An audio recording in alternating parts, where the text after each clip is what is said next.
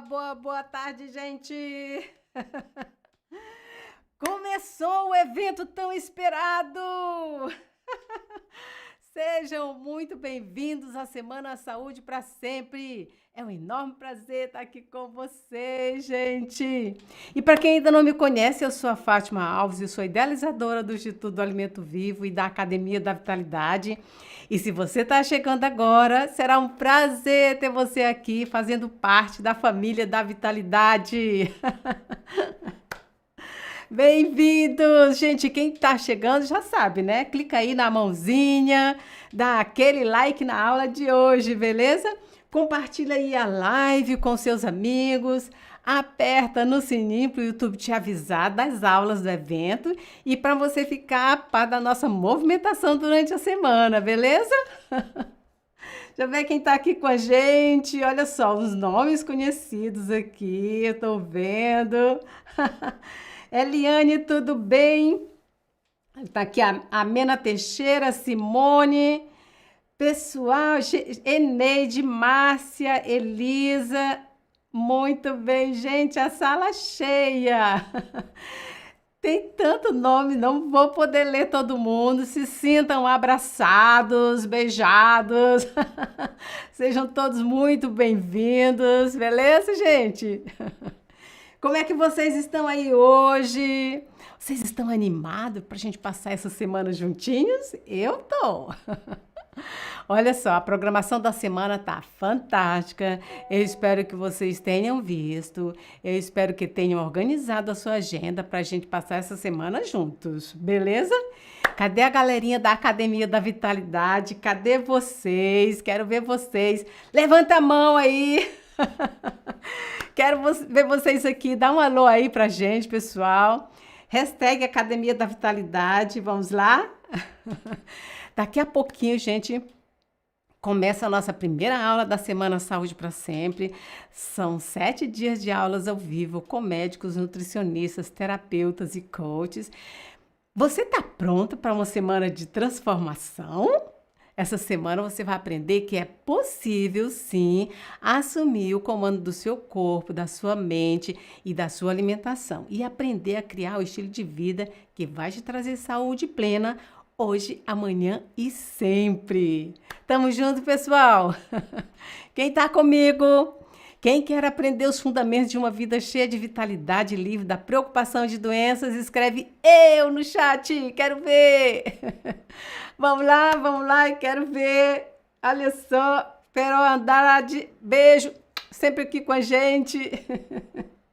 A Academia da Vitalidade. Quero ver aqui, pessoal. Vamos lá. Tá chegando. Marli, Amorim, muito bem. Sueli, Academia da Vitalidade. Maria Cristina, eu. Muito bem. Muito bem. Gente, hoje nós vamos falar sobre o que você pode fazer para sair das estatísticas das doenças que mais matam no mundo, né? Gente, já foi o tempo onde a gente acreditava que as doenças vinham de fora, de algum lugar, não era? E não tinha nada, e a gente não tinha nada o que fazer, né? Talvez até ainda tenha muita gente por aí que ainda pensa assim. Mas a verdade é que as doenças que mais matam estão associadas ao estilo de vida das pessoas e à forma como elas se alimentam, né? Olha, isso aconteceu comigo. Eu tinha uns 20 anos. Gente, isso faz muito tempo, né? Hoje eu tenho 65, né? Apareceu um pequeno caroço aqui no meu pescoço, sabe? E naquela época eu fazia faculdade, não tinha tempo para nada. E olhando para trás, eu lembro que eu não me alimentava direito. Então, esse caroço estava ali e eu fui ao médico e depois disso eu só lembro que me fizeram uma cirurgia e depois me passaram os comprimidos que eu tinha que tomar por 1 ano, né? E foi assim, eu cheguei lá sem saber de nada, saí do mesmo jeito. Que caroço era aquele, não sei. Como apareceu, não sei. Qual foi a causa, não sei, né? E eu não queria saber nada disso, sabe? Que eu só queria que que tirassem aquilo de mim, né? Naquela época, eu não pensava em estilo de vida, em mudar minha alimentação, comer vegetais, né? Minha salada era uma folha de alface e uma rodela de tomate, gente, quando muito, viu? Eu precisei passar pela perda de uma querida amiga com câncer, eu precisei ver de perto esse sofrimento para, ó, despertar e mudar, né? E hoje eu vejo que as pessoas estão despertando e estão mais conscientes, né, para a forma como vivem e como se alimentam. E é por isso que eu realizo eventos como a Semana Saúde para Sempre. É por isso que eu idealizei o Instituto do Alimento Vivo e a Academia da Vitalidade. Eu quero contribuir para essa mudança que está acontecendo no mundo, né? Eu quero fazer parte das soluções. E é por isso que eu apresento para vocês também todos esses profissionais fantásticos, né? Só pessoas do bem, e a missão de cada um deles também é ajudar as pessoas a fazerem mudanças duradouras em suas vidas, né? Então, gente, ó, Semana Saúde para Sempre! Uhul! Quem tá comigo? Você quer fazer parte da solução ou do problema, hein? Quem é que quer fazer parte das soluções, né? Escreve aí no chat, eu, né? Vamos lá, movimentando esse chat aí, tá bom? Enquanto você escreve no chat, eu quero fazer parte das soluções, bora chamar nosso convidado? Dr. Gustavo Laender é o nosso convidado de hoje. Boa tarde e bem-vindo à Semana Saúde para Sempre. Boa tarde a todos os ouvintes. Boa tarde, Fátima. Tudo bem? Tudo bem, muito obrigado pela sua presença aqui, pela sua disponibilidade. Prazer é meu de estar aqui. Obrigado pelo convite. Gente, o Dr. Laender é médico nutrólogo pelo Hospital das Clínicas da Eu não Universidade de estou São escutando Paulo, áudio, né? Fátima. E, pessoal, falando com o Dr. Laender como médico, né? O trabalho do Dr. Laender como médico nutrólogo e integrativo é baseado em evidências. E o objetivo dele, como médico, é ajudar o paciente a reconstruir a saúde. Olha que coisa bacana, né? Doutor Laender, explica pra gente, né? Você disse que seu trabalho é baseado em evidência. Explica aí pra gente.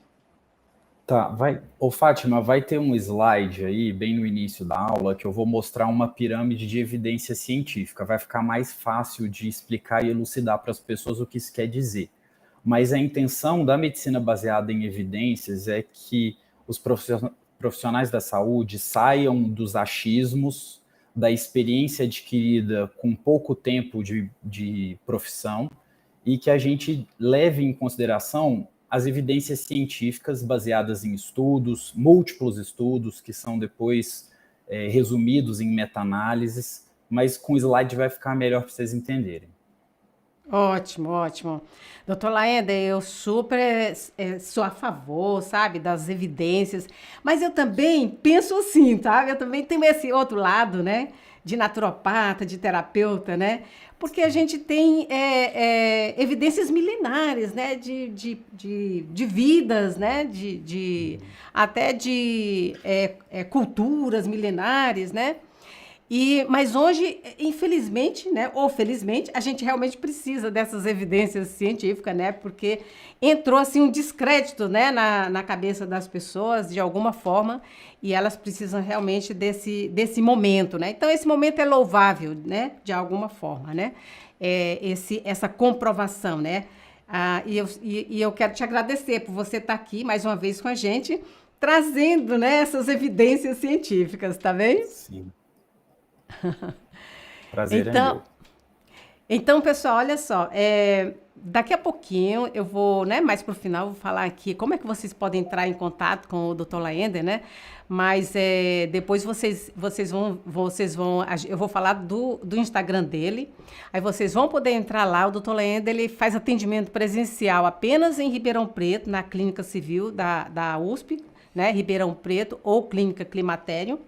E ele também faz teleatendimento médico online para qualquer lugar, tá bom? Então, daqui a pouquinho a gente vai esclarecer mais. Eu vou pedir para ele falar um pouquinho mais sobre o trabalho dele, tá bom? Então, Sumiu o pessoal, seu olha áudio, só. Fátima. Voltou. Então, pessoal, os 7 dias da Semana Saúde para Sempre é para ser prático, tá? É para você começar a colocar em ação o estilo de vida que vai te trazer saúde plena hoje, amanhã e sempre. Não é para ficar só no blá blá blá, né? Então, você aceita esse desafio? Então vai ser assim, presta atenção. Todos os dias, logo após a aula, o nosso convidado vai deixar um dever de casa, tá? Um exercício fácil, simples, que você já pode pôr em prática logo depois da aula ou no dia seguinte pela manhã, beleza? Será assim mais uma oportunidade para você fazer assim uma reflexão de como você está vivendo a sua vida, né? Como é que você gostaria de mudar, é, como é que você gostaria de mudar a sua saúde e o seu estilo de vida, tá bom? Então, prepara um caderninho, a minha sugestão para você, prepara um caderninho para essa semana, para você anotar os seus exercícios, colocar a mão na massa e fazer um acompanhamento do seu progresso durante a semana, beleza? Então, todos os dias eu vou perguntar quem conseguiu fazer a tarefinha, combinado, gente? E no final da aula de hoje, o doutor Lenda vai deixar o dever de casa, né, que ele preparou para vocês, tá bom? Então, doutor Laender, as doenças crônicas se instalam por décadas na vida das pessoas, né? A gente sabe disso, né? O doutor Laender, como médico, acompanha isso todo o tempo aí, né, no trabalho dele. As pessoas carregam muito sofrimento por muitos anos, ou morrem muito cedo, ou envelhecem com muito sofrimento e sem autonomia. O que fazer para sair Seu da fila áudio da sumiu, doença? Fátima.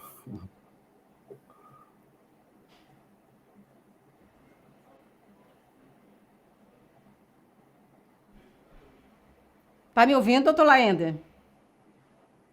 Não estou escutando. Acho que tanto ele como eu caímos.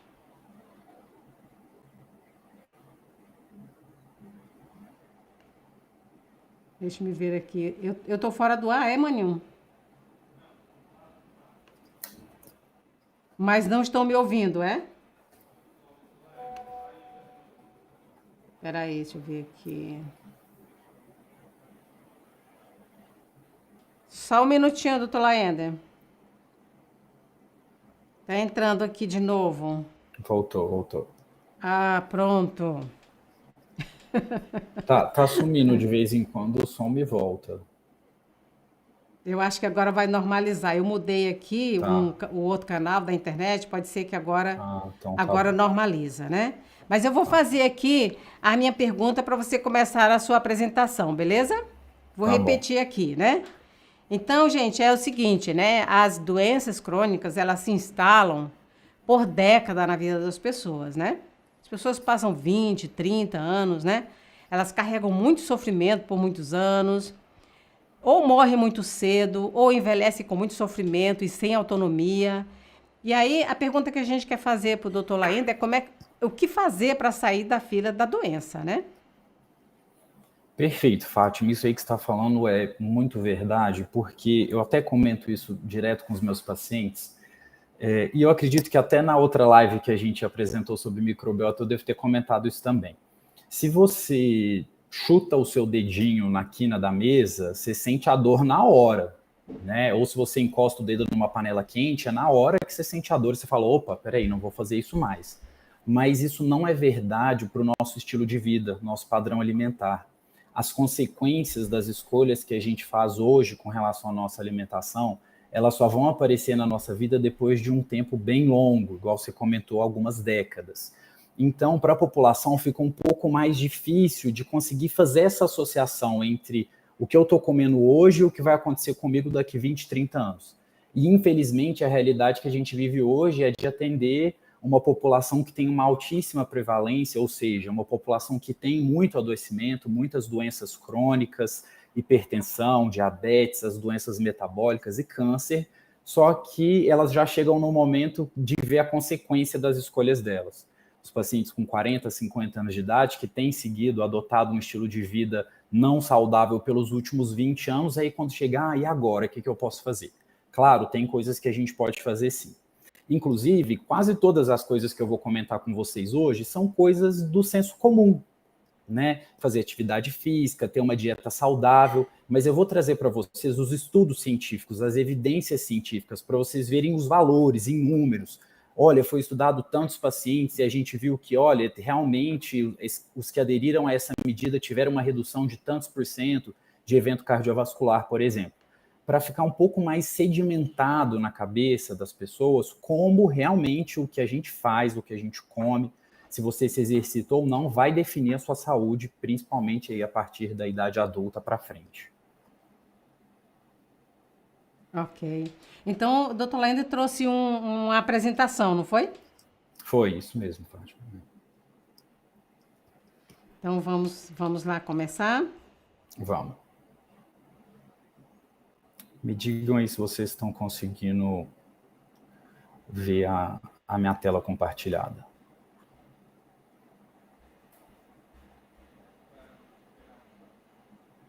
Tá conseguindo ver aí, Fátima?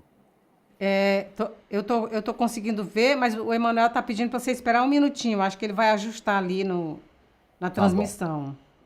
Tá. Avisa aí, né, mano? Ele tá ajustando ali, né?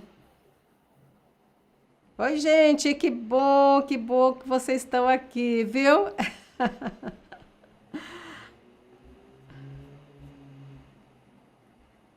Que maravilha! Um assunto excelente, né, Ana Martins?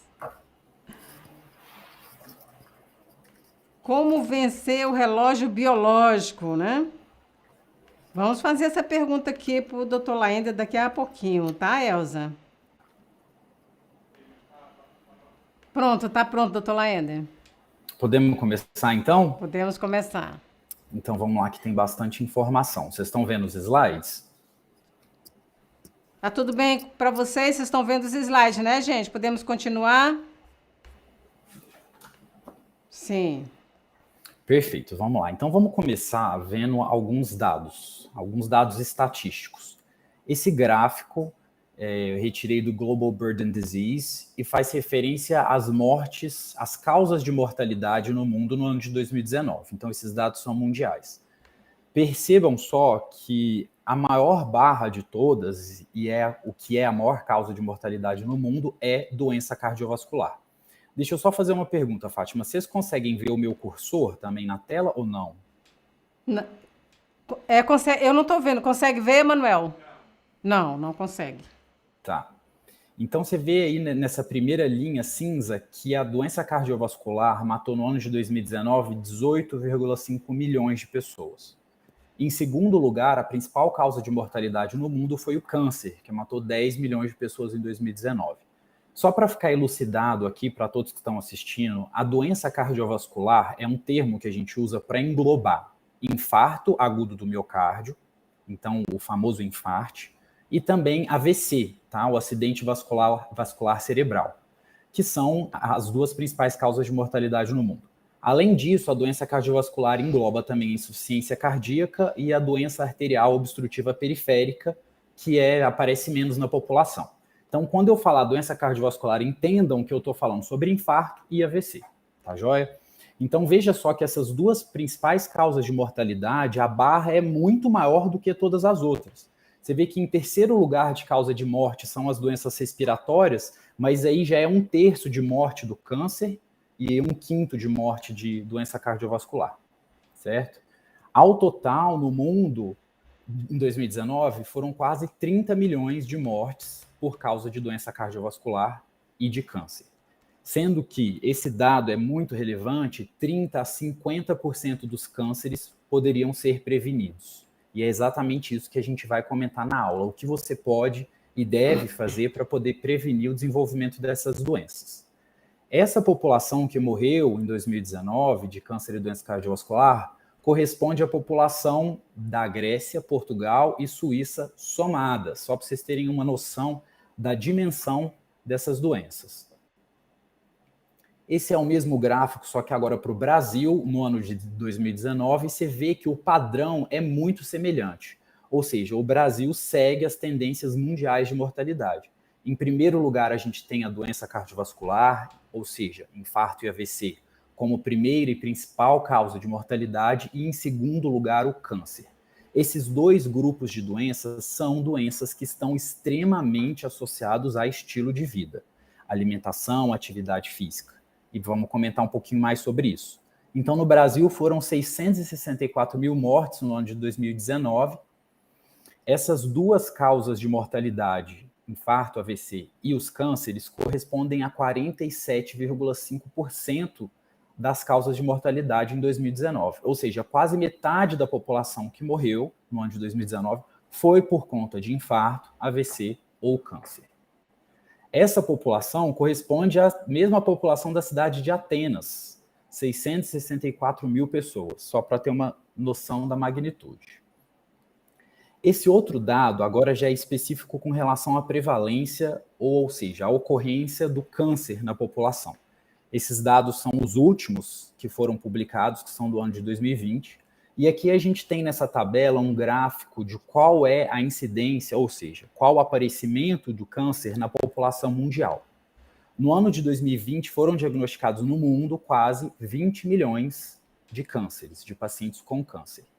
O primeiro lugar é câncer de mama, então aí correspondendo a 12,5% dos casos. Em segundo lugar, câncer de pulmão. Em terceiro, câncer coloretal. E em quarto lugar, câncer de próstata. Esses 4 cânceres mais prevalentes, eu vou trazer para vocês aqui estudos que mostraram quais são os hábitos de vida que estão associados com o desenvolvimento desses cânceres e como fazer para tentar não desenvolvê-los, certo? Essa população aí de 18 mil pacientes diagnosticados com câncer corresponde à mesma população de Portugal e da Áustria somadas, tá? A distribuição é semelhante, mais ou menos 9,3 milhões em homens e 8,8 milhões nas mulheres. Nesse outro slide, eu trouxe aqui separado. À esquerda, você vê a incidência do câncer nos homens e à direita, a incidência no câncer nas mulheres. Então, começando agora só pela população masculina, o câncer que mais mata é o câncer de pulmão, em segundo lugar, o câncer de próstata e, em terceiro lugar, o câncer coloretal. E esses 3 são responsáveis por 42% dos casos. Já nas mulheres, o câncer mais comum é o câncer de mama, quase 26% de todos os cânceres nas mulheres, ou seja, de todas as mulheres com câncer, 1 em cada 4 é câncer de mama. Em segundo lugar, o câncer coloretal, que está muito associado com o estilo de vida. Em terceiro lugar, câncer de pulmão. E em quarto lugar, câncer de colo de útero. Essas 3 primeiras causas de câncer também somam 44% de todos os casos. Então, beleza. Agora que a gente viu esses gráficos devastadores, muito tristes, vamos ver o que a gente pode fazer para não fazer parte dessas estatísticas. Como a gente sai desse quadro. Agora que é esse slide que eu estava comentando com você, Fátima, hierarquia dos níveis de evidência científica. A base dessa pirâmide corresponde à informação que tem menor nível de evidência, tá? Opinião de especialista, ou estudo com animais, ou estudo feito em laboratório in vitro, tá? Ou seja, se um médico falar, eu acho que é melhor você fazer isso, ou então eu acho que você deveria fazer isso não tem um peso científico, tá? A opinião não tem peso científico. E tudo que eu vou comentar nessa aula, eu não estou falando de nada que eu acredito, eu estou falando de evidência científica, o que foi comprovado pela ciência, tá? Então, o que tem um pouquinho mais de peso? Relato de caso ou série de casos. Depois, mais peso ainda, estudos de caso-controle. Mais peso ainda de evidência, estudos de coorte. Tá, agora, quando a evidência vem baseado no estudo de coorte, é uma coisa que já tem muito mais respaldo científico, tá? Quando você soma vários estudos de coorte, feito em lugares diferentes, junto com ensaios clínicos randomizados, você pode publicar revisões sistemáticas, tá? Então, esses ensaios clínicos randomizados são feitos com população, elas são randomizadas em grupo controle, que é um grupo que não vai sofrer intervenção, e um grupo que vai sofrer intervenção. Vocês vão entender melhor quando eu comentar algum estudo. E a revisão sistemática é um estudo que fez revisão de vários outros estudos. Ou seja, foi um estudo na Austrália que chegou a essa conclusão, um estudo na Nova Zelândia chegou à mesma conclusão, um estudo nos Estados Unidos chegou à mesma conclusão, um estudo no Brasil chegou na mesma conclusão, ou seja, fizeram estudos com populações diversas em diversos lugares no mundo e eles chegaram às mesmas conclusões. Agora sim, essa revisão sistemática, isso tem peso muito alto de evidência científica. E a partir daí, até fora da pirâmide, estão as diretrizes clínicas. Ou seja, isso aí já é um nível de evidência para eu poder recomendar uma coisa para o meu paciente, para eu instituir um tratamento ou fazer uma recomendação formal, tá? Isso é extremamente importante e todos os comentários que vão ser feitos a partir daqui são baseados nesses mais altos níveis de evidência científica. Então, começando com doença cardiovascular, que é a principal causa de morte no mundo e no Brasil. Como eu tinha comentado com vocês, faz referência ao infarto, ao AVC, insuficiência cardíaca e a doença arterial periférica. Esse primeiro estudo foi publicado em 2019, tá, numa revista norte-americana de doença cardiovascular. E aí ele comentou nesse estudo quais são os fatores de risco modificáveis que requerem intervenção médica, tá? Então, esses fatores de risco são os que a gente vai comentar durante o resto da apresentação.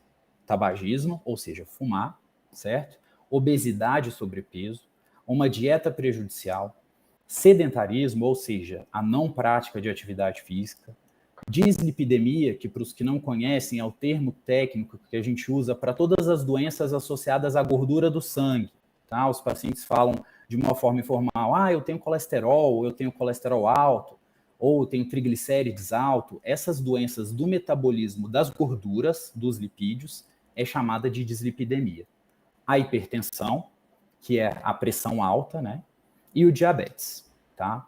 90% dos casos de AVC são atribuíveis a fatores de risco modificáveis. Olha que informação relevante, tá? Uma das principais causas de mortalidade do mundo, que é o AVC, 90% poderia ser prevenido com modificação desses fatores de risco que estão apresentados aí nesse slide. Tá? Muito importante essa informação. Então tá. O que eu vou fazer então para reduzir o risco de infarto e AVC? Atividade física regular, consumo diário de frutas e vegetais, e aqui eu coloquei uma interrogação no consumo diário de pequenas quantidades de álcool. Vocês vão entender por que eu coloquei essa interrogação aí, tá? Então, quais são os 5 fatores de risco modificáveis que correspondem a 50% das mortes por doença cardiovascular? No último slide, a gente viu que 90% dos casos de AVC são fatores de risco que poderiam ser modificados. Agora, a doença cardiovascular, eu estou englobando AVC e infarto. Dislipidemia, ou seja, as doenças da gordura, diabetes, hipertensão, obesidade e tabagismo.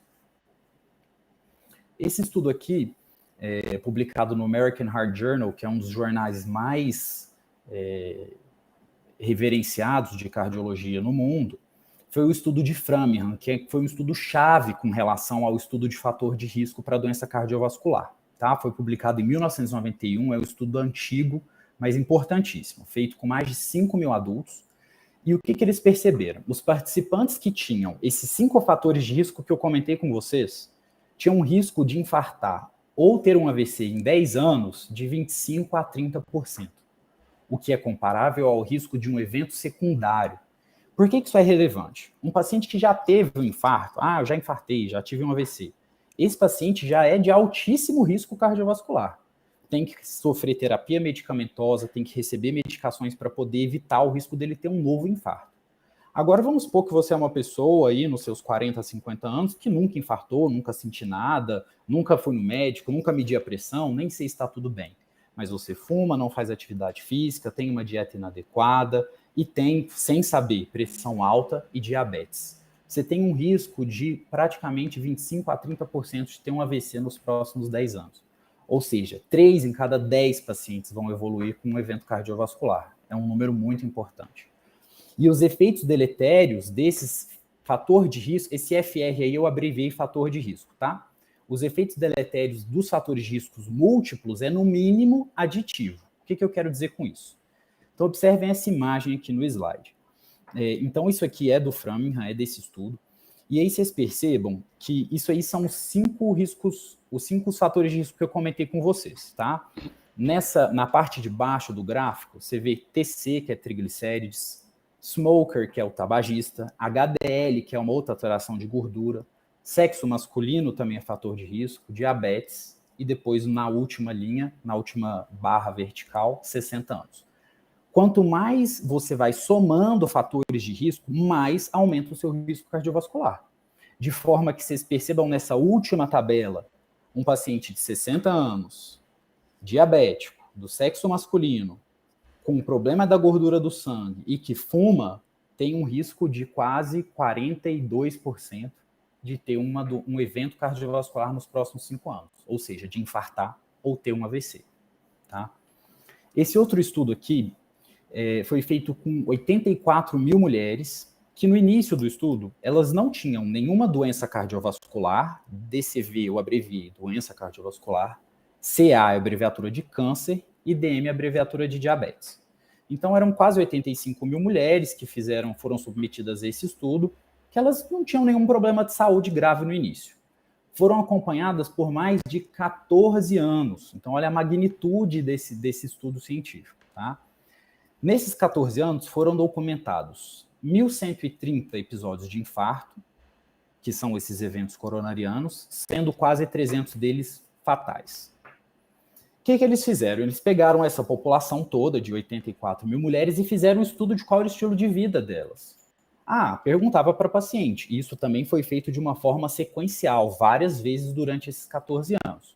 E aí eles enquadraram essas pacientes em baixo risco ou alto risco. O que era a paciente que era de baixo risco? Era a que não fumava, que tinha o IMC menor que 25. Para quem não sabe, o IMC é o índice de massa corporal.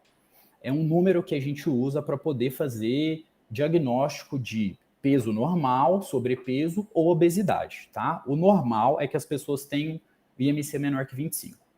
Então, as que não fumavam, que tinham peso normal, que consumiam meia dose de álcool por dia, praticavam atividade física pelo menos 30 minutos por dia, consumiam uma dieta rica em fibras, em cereais integrais, ômega 3, folato, que tinham uma ingestão predominantemente de gordura monoinsaturada e uma ingestão baixa de gordura trans, e também tinha uma baixa ingestão de alimentos com alta carga glicêmica. Essas pacientes foram as de baixo risco. O que o estudo concluiu?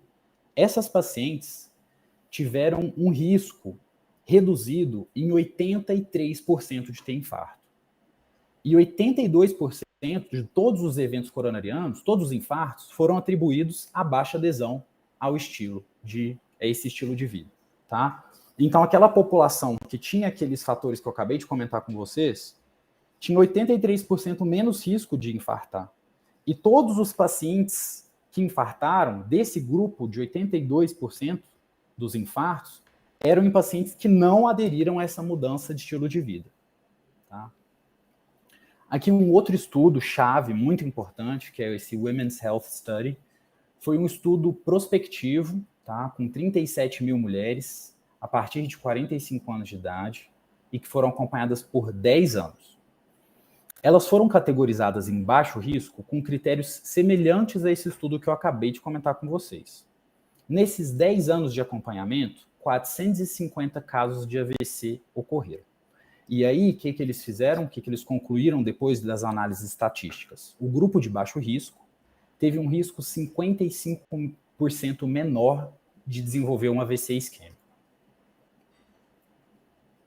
Esse outro estudo aqui, publicado no JAMA, que é uma das maiores revistas científicas do mundo, eles viram que pacientes com esses fatores de risco devem ser orientados a receber intervenções para promover melhor padrão de dieta e estimular a atividade física.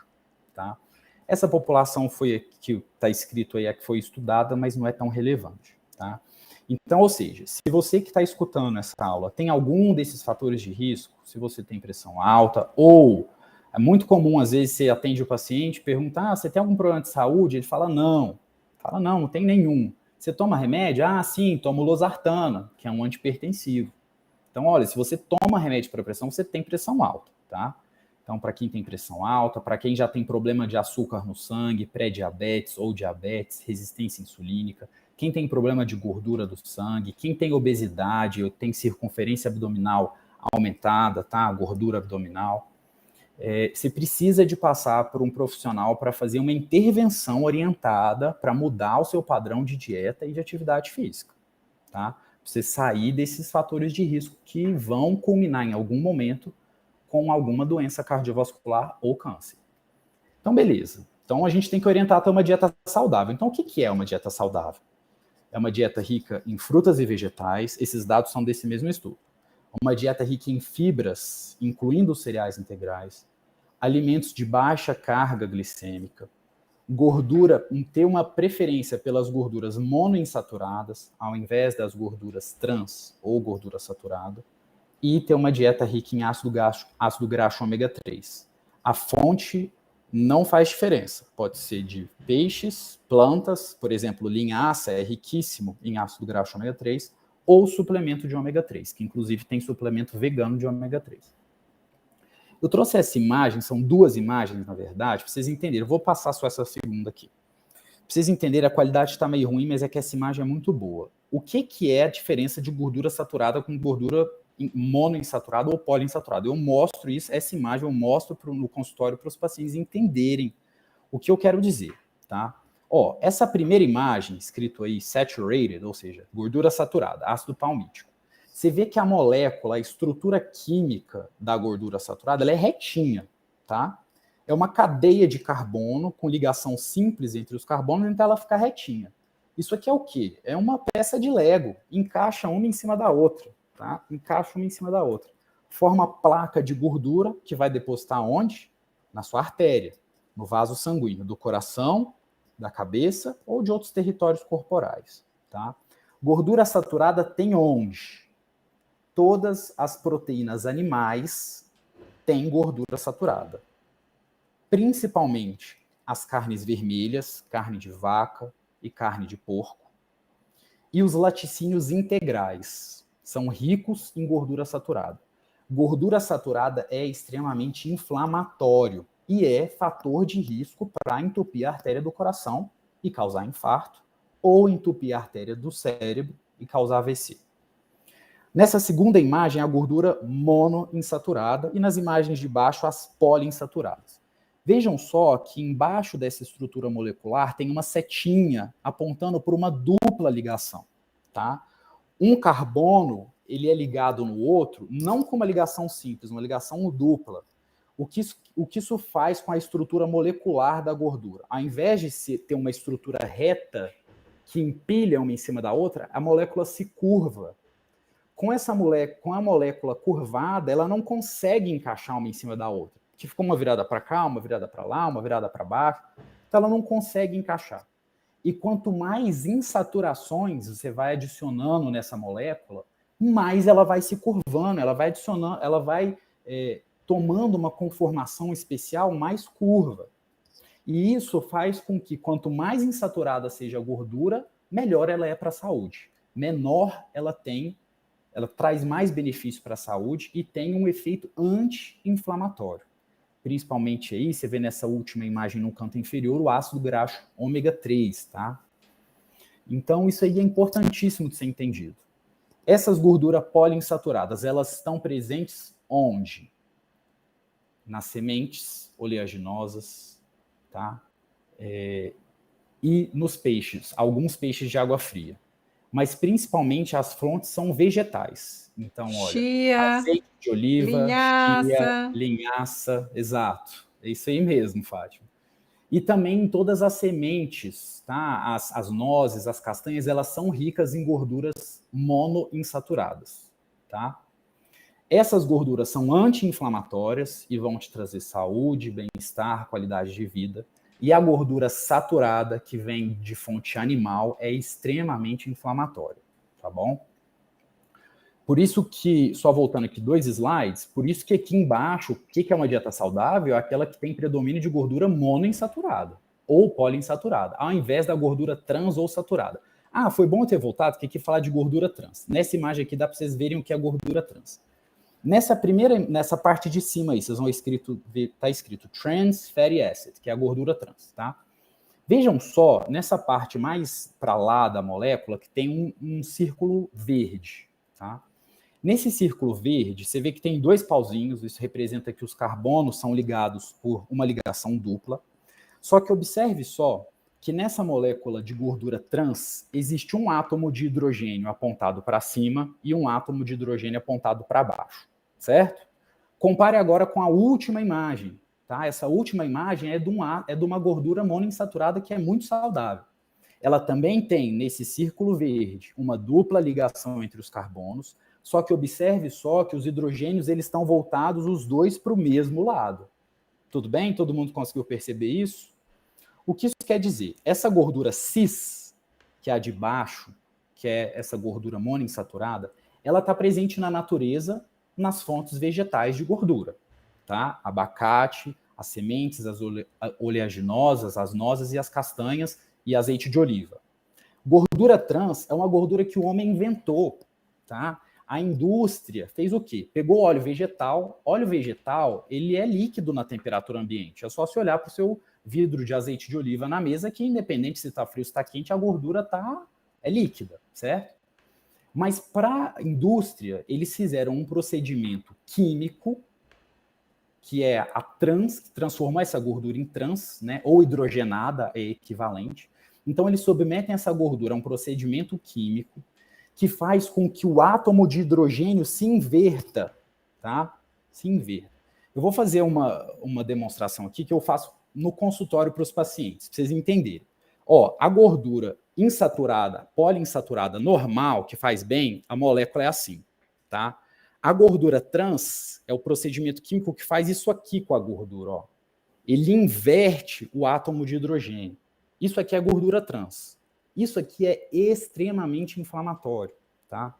O nosso corpo não consegue metabolizar a gordura trans. Você absorve, seu intestino absorve, mas a gente não tem capacidade de metabolizar essa gordura.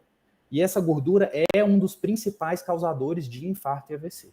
Onde que tem isso? Tá, já expliquei. Agora, onde que tem para eu poder não comer mais, né? Ou evitar o mínimo, evitar ao máximo comer. Tudo que é industrializado, que vem num pacotinho, que você abre e come, que é rápido e prático. Inclusive sorvete, tá? Bolachas, bolos, tudo, refeições congeladas prontas, aquela lasanha congelada da Sadia, a pizza congelada que você compra no supermercado, tudo isso aí tem gordura trans, tá?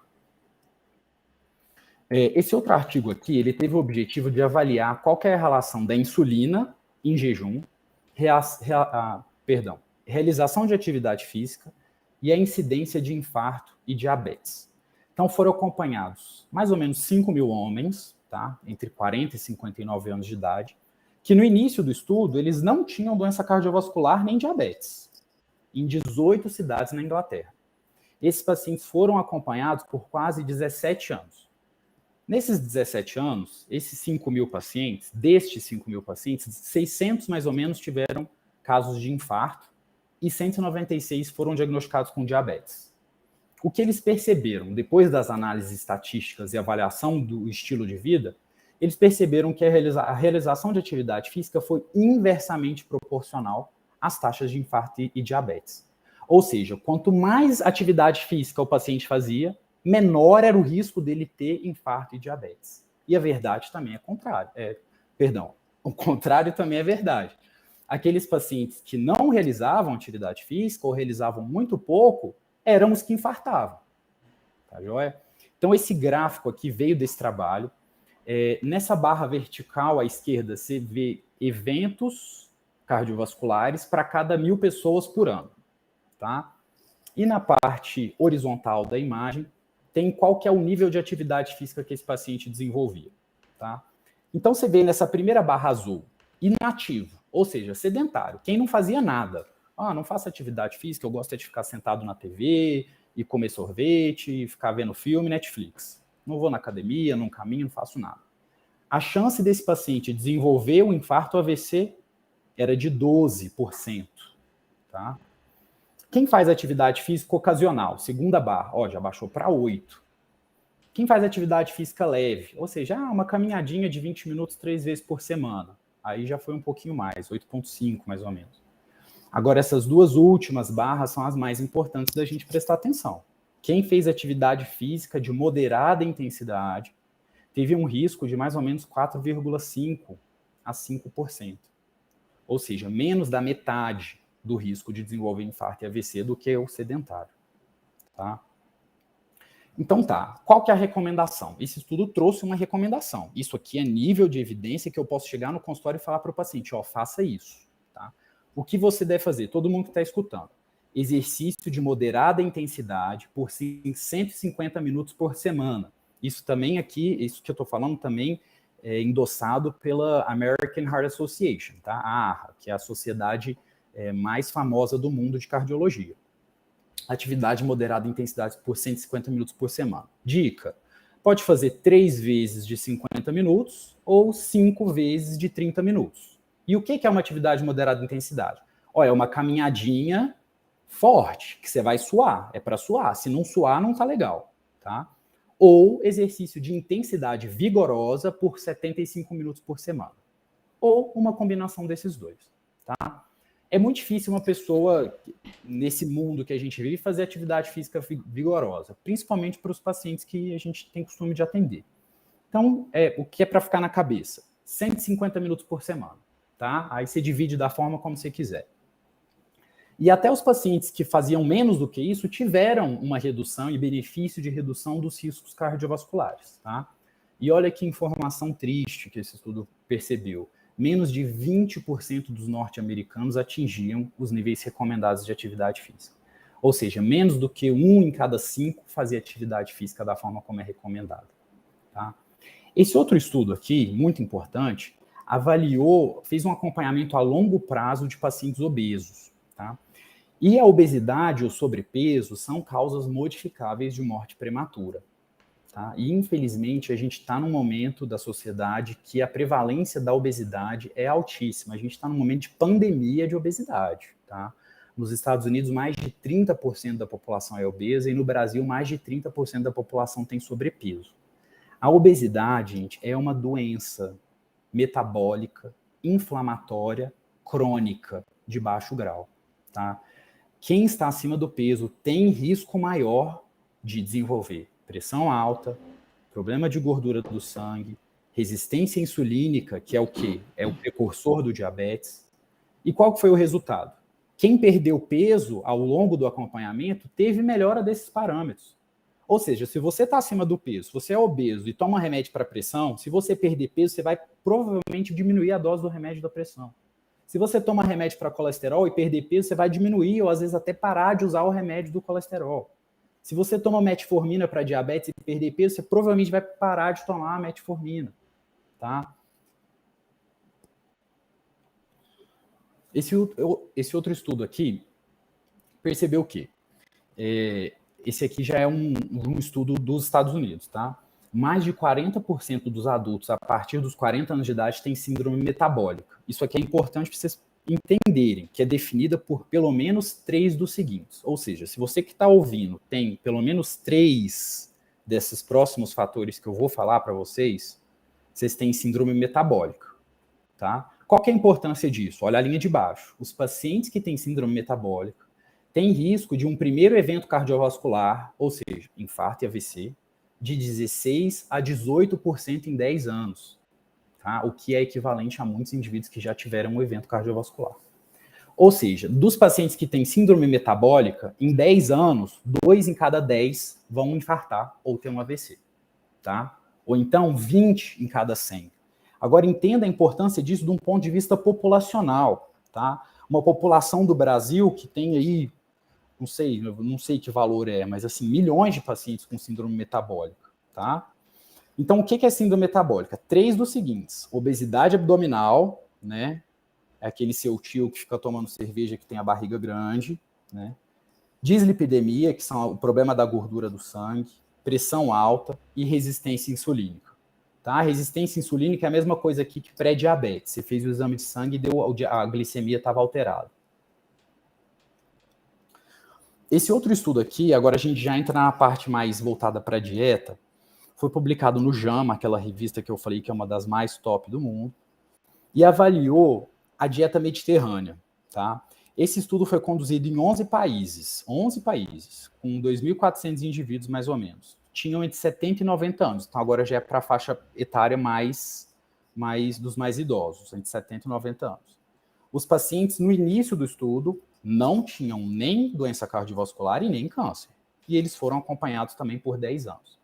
Aí eles avaliaram ao longo desses 10 anos se eles adotaram ou não estratégias de redução de risco, tá? E o médico falava para o paciente, você tem que ter adotar a dieta mediterrânea. Eu vou comentar para vocês mais para frente o que é. tem que adotar a dieta mediterrânea, tem que fazer atividade física, não pode beber muito álcool, se for beber é pouquinho e para de fumar. Eles recomendaram todos os pacientes. E aí, ao longo desses 10 anos, eles foram avaliando, tá fazendo ou não, tá acompanhando ou não. E o que aconteceu depois desses 10 anos? Qual foi o resultado? Depois desses 10 anos, 935 pacientes faleceram. 233 de câncer, 370 de doença cardiovascular e 145 de outras causas. Os pacientes que aderiram às 4 medidas recomendadas, tá, reduziram o risco de mortalidade por todas as causas em 65%. Olha que número importante de ser entendido. Então, olha, quem aderiu à dieta mediterrânea, fez atividade física, limitou a quantidade de álcool e não fumava, morreu 65% a menos do que os que não fizeram isso. Tá? Então, o que eles concluíram? Nesses indivíduos aí entre 70 e 90 anos, quem aderiu à dieta do Mediterrâneo ao estilo de vida saudável, reduziu a taxa de mortalidade global específica mais do que 50%. Aqui é um outro estudo que foi feito na Suécia, 20 mil homens suecos de meia idade, entre 45 até 79 anos de idade, que também no início do estudo não tinha nenhum problema de saúde. Tá? Eram pessoas saudáveis, não tomavam nenhum remédio. Acompanhar esses pacientes por 11 anos. E o objetivo era avaliar qual que era a associação entre mudança de estilo de vida e o risco de infarto. O que eles concluíram? Os pacientes que aderiram a essas mudanças de estilo de vida tiveram um risco 86% menor de infarto. Então, até aqui era o que eu queria trazer para vocês de evidência científica com relação à mudança de estilo de vida para a doença cardiovascular. Não sei se talvez foi informação demais, muito número, muito estudo. O que é importante vocês gravarem? Gravar. Atividade física regular, 150 minutos por semana de atividade moderada. Aderir a uma dieta saudável. Se você não sabe o que é uma dieta saudável, faça uma consulta com um profissional capacitado para te orientar com relação ao que você pode fazer de mudança no seu padrão alimentar. Vem para a Academia da Vitalidade, né? É isso aí. Né? Pare de fumar se você fuma e se você bebe, tente parar de beber ou beber o mínimo possível. É isso que é o relevante, tá? O suco, a extração aí, você espremeu toda essa informação, é isso que saiu, tá bom? Daqui para frente a gente vai falar de câncer. Muita coisa é parecida. Esses 2 primeiros slides, ó, são os mais importantes, tá? São os mais importantes. Dependendo, Fátima, você vai até me falando aí como é que tá a questão de tempo, que se quiser eu passo um pouquinho mais rápido depois, porque coloquei coisa demais, eu acho, tá? Então, nós estamos com um tempo legal ainda, né? Tá. Mas eu não tenho aqui noção de quantos slides faltam. Tá, deixa eu ver aqui. Que slide que a gente tá. Ixi, peraí que eu tô... Deixa eu só raciocinar o que eu tenho que fazer aqui.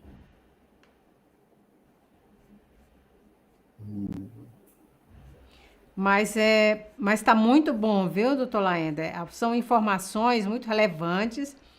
Óbvio que para quem não tem, vamos dizer assim, proximidade com esses dados, vai ficar pouca coisa gravado, né?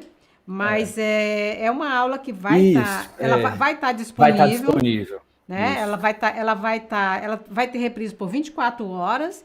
E depois do evento, ela vai estar na Academia da Vitalidade para os alunos da Academia da Vitalidade, né? Então, vai ser fonte de estudos, Fátima, né? Se você quiser, eu posso disponibilizar esses slides com o maior prazer para que as pessoas possam ler depois com calma e ter alguns desses números na cabeça, tá? O que eu estava falando de nível de evidência é isso, Fátima. Assim, você falar para sua amiga, vai fazer atividade física, é uma coisa. Agora, você ter escrito no papel um estudo que foi feito com 90 mil pessoas, quem fez atividade física morreu menos, é outro grau de solidez da informação, certo? Ô, Fátima, tem mais ou menos uns 17, 18 slides ainda, agora da parte de câncer. Mas eu acho que vocês vão gostar até mais, porque aqui tem bastante coisa de dieta. Tá ótimo. Então, vamos voltar. Então, agora a gente vai começar a falar do câncer. O que você pode fazer para sair das estatísticas do câncer, tá? Então, esses 2 slides são os mais importantes. Isso aqui foi retirado de um guideline, ou seja, de uma diretriz, tá, que foi publicada em 2020, muito recente, tá, no Jornal de Cancerologia Clínica, uma das revistas mais prestigiosas de câncer no mundo. Tá? E esse guideline é da Sociedade Americana. Então, isso aqui é o que eles recomendam para todos os oncologistas dos Estados Unidos orientarem seus pacientes. Tá em inglês, mas eu vou traduzir para vocês. Eu tirei esse trecho, eu tirei a foto da diretriz, tá bom? Então, quais são as recomendações? Manter um peso adequado ao longo da vida e evitar ganho de peso, tá? Se você já tem o peso normal, não ganhe. E se você está acima do peso, perca peso. Como? Fazendo atividade física, é o que está escrito aí no número 2. Qual é a recomendação? É a mesma recomendação da parte do cardiovascular. Só que aqui eles recomendam até mais um pouco. E vocês vão entender por quê. Eu vou comentar o estudo que foi o que gerou essa recomendação de fazer até mais do que 150 minutos de atividade física. Então, o que ele coloca aqui é para os adultos. Os adultos devem fazer de 150 a 300 minutos de atividade física de moderada intensidade por semana. Ou 75 a 150 de intensidade vigorosa. Agora, nessa última linha aí do número 2, exceder esse limite de 300 minutos por semana seria o perfeito, o ideal. Tá? E embaixo, o último laranja, limitar comportamento sedentário. Que aí ele continua aí falando, sentar, ver televisão, fazer outras coisas, ficar vendo em frente de uma tela. Número 3, seguir um hábito alimentar saudável em todas as faixas etárias. E ele recomenda aqui o que é considerado uma dieta saudável. O que é um padrão alimentar saudável? Alimentos que são ricos em nutrientes, em quantidades suficientes para atingir e manter um peso adequado. Consumir uma variedade de vegetais, verde escuros, vermelho, laranja, legumes, alimentos ricos em fibras, as leguminosas, os feijões, tá? As ervilhas e outros vegetais. Consumir frutas, e especialmente frutas integrais, em uma variedade de cores. Tá? Por quê? Isso aqui, por que ele coloca frutas integrais? O suco de fruta é considerado um tipo de refinamento, tá? Se você pega uma fruta integral, ela tem o suco, pega uma laranja, tá? Tem o suco da laranja ali, mas tem toda a fibra e inúmeros outros compostos ali na laranja. Se você faz um suco de laranja, você tirou a fibra, tá certo? Jogou a casca e o bagaço fora e você ainda teve que espremer umas 5 laranjas para fazer um copo. Isso aqui que você está com, esse copo de suco de laranja é um produto refinado. Por quê? Porque você tirou a fibra, o integral é com fibra. Então, de preferência, consumir os alimentos de forma integral. Então, as frutas também de forma integral, tá bom? E cereais integrais. Agora, o que está em vermelho aí embaixo. Um padrão alimentar saudável limita ou não inclui. Ou seja, evite ao máximo ou, às vezes, nem coma, se possível. Carne vermelha e carne processada, tá? Alimentos adoçados com açúcar, ou alimentos ultraprocessados e refinados. É muito triste isso aqui, porque assim, isso aqui está disponível para todo mundo, tá? Isso aqui é uma recomendação da Sociedade Americana de Câncer. E a gente vê que isso aqui é uma coisa que é muito pouco dita para os pacientes. Essa informação é pouco divulgada e deveria ser mais divulgada. As pessoas deveriam entender e conceber na mente delas que comer carne vermelha e carne processada, tomar Coca-Cola com açúcar e comer barrinha de cereal do supermercado aumenta o risco de câncer. Tá? Agora vocês vão lembrar, lá no início da aula, que eu falei para vocês assim, olha aqui, eu coloquei um ponto de interrogação na questão do álcool. Os estudos da parte cardiovascular mostram que existe um benefício discreto no risco cardiovascular com o consumo de pequenas quantidades de álcool. Só que aqui, falando de câncer, isso já não é verdade, tá? Então, veja em laranja aí embaixo. É preferível que você não beba álcool. É preferível que você não beba álcool. Porque o álcool é um carcinógeno, tá? Ele é carcinogênico. Agora, se você escolhe beber álcool, então tá, pode beber, mas limite o consumo. Até 1 drink por dia para as mulheres, tá? 1 dose de álcool para as mulheres, ou 2 doses de álcool para o homem. Esses 2 slides são os mais importantes. Agora vamos ver alguns estudos muito interessantes. A dieta mediterrânea, a gente viu lá na parte do coração, do infarto do AVC, que ela já tinha tido benefício para melhorar o risco de você desenvolver infarto e AVC. E para o câncer? Esse estudo teve exatamente essa intenção. Vamos ver se a dieta mediterrânea diminui o risco de câncer também. E não é que diminuiu? Então, a dieta mediterrânea não tem uma definição exata, mas é um padrão de vida. E por que tem esse nome? Porque é o padrão alimentar que as pessoas têm na região do Mediterrâneo, tá? Próximo aí de onde nossa querida Fátima mora, na região ali do sul da Espanha, sul da França, tá? O oeste da Itália. É uma dieta rica em quê? Frutas, vegetais, grãos integrais, leguminosas, nozes, castanhas, sementes, e inclui óleo de oliva como fonte importante de gordura monoinsaturada. É o que a gente fala e é o que a Fátima também tenta passar para vocês, e é o que a gente diz, gente. É isso aí que é o que dá saúde. A dieta do Mediterrâneo ainda permite ingestão de leve a moderada quantidade de vinho, inclui uma pequena moderada ingestão de peixe, frango ou laticínios, mas limita ao máximo carne vermelha. Esse estudo mostrou que essa dieta é associada com diversos benefícios de saúde, mas até então a gente não sabia se componentes, não sabe na verdade, se alguns componentes isolados têm efeito protetor ou benéfico, ou se isso é a combinação de fatores, tá?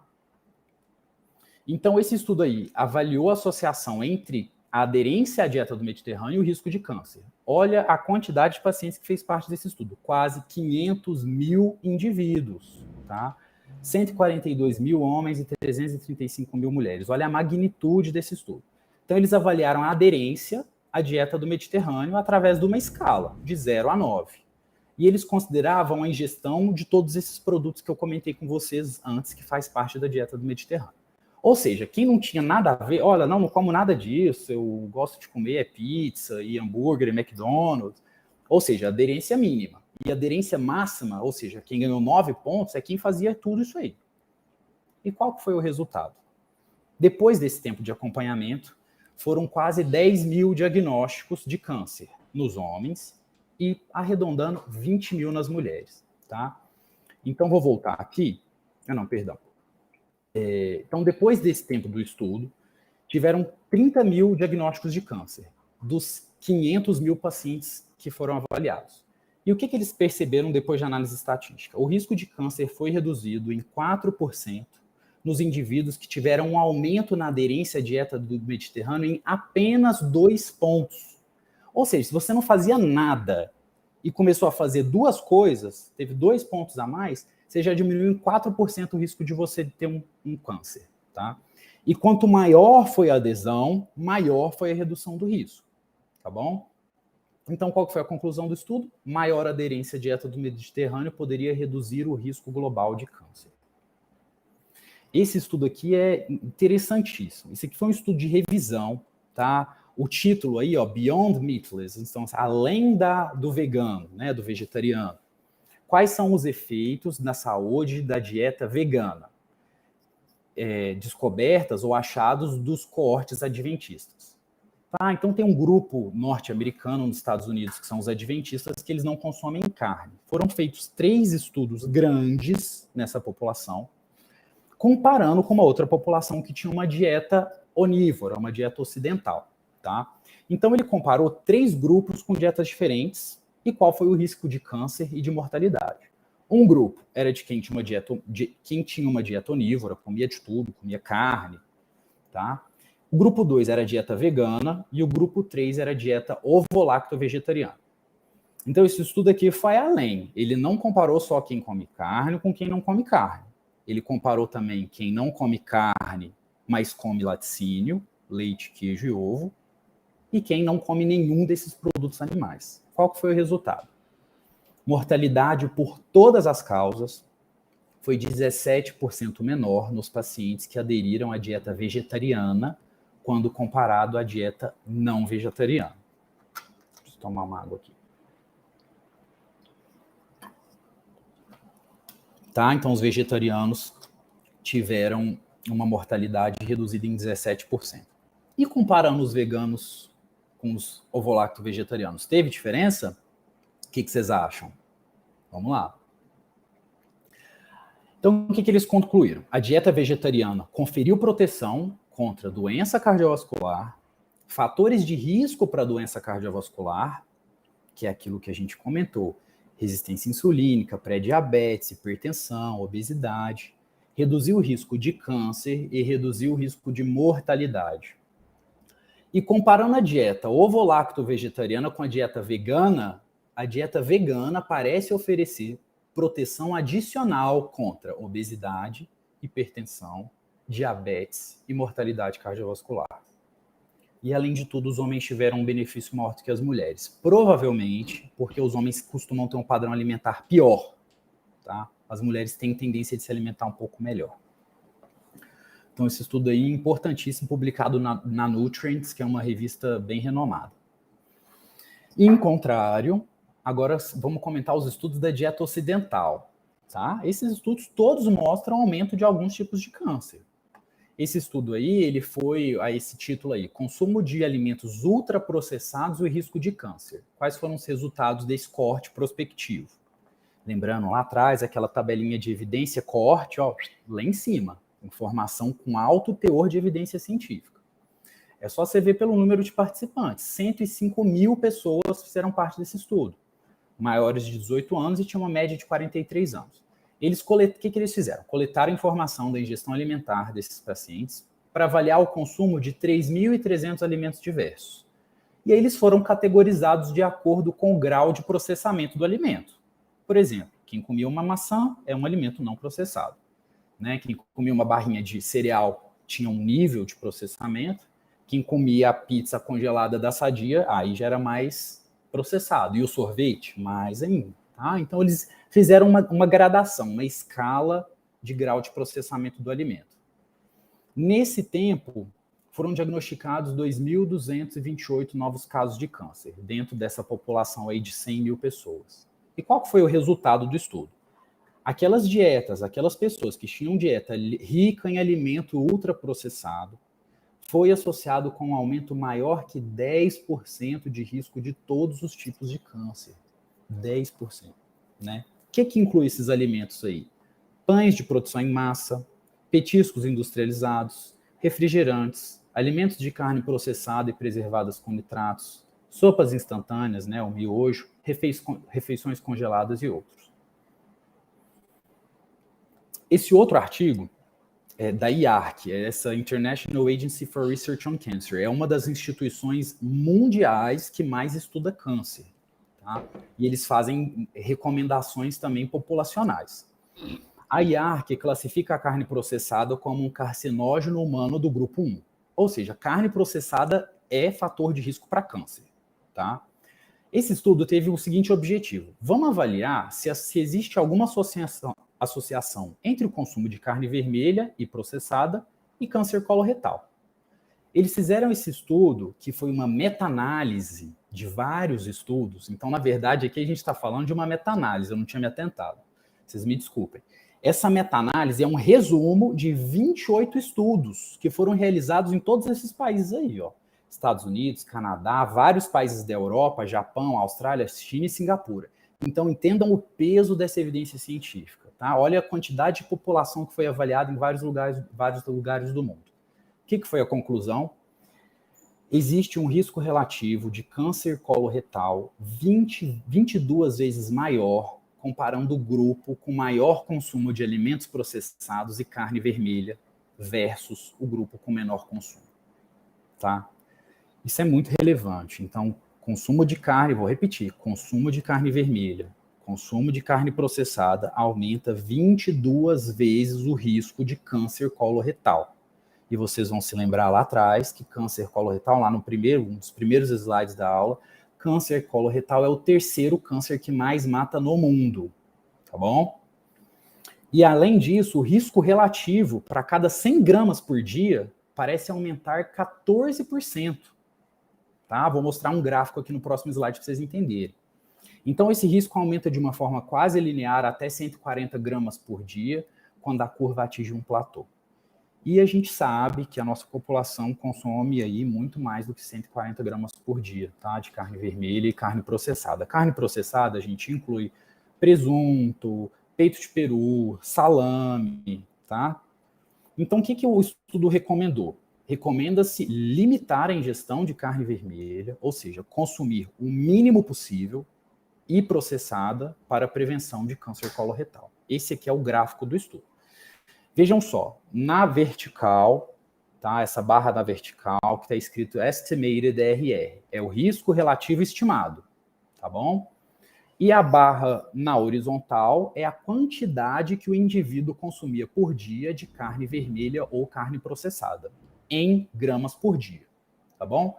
Então você veja lá na parte próximo do zero, quem consumia quase nada de carne vermelha ou carne processada tinha um risco relativo de 1.